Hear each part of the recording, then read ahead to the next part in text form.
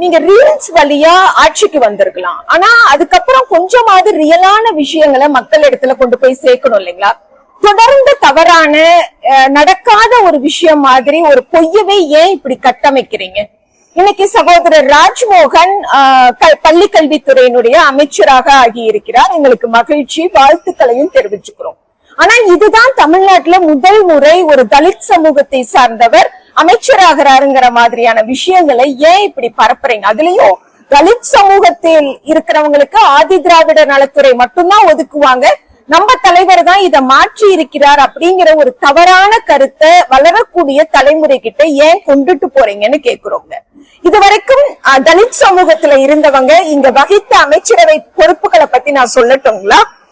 மதிவாணன் பால்வரத்துறை அமைச்சருங்க, பருதி இளம்பருதி அவர்கள் செய்தி தொடர்பு துறை, நகர்ப்புற மேம்பாட்டு கழகம், இது எல்லாமே திமுக இருந்த அமைச்சர்களை நான் சொல்றேன்.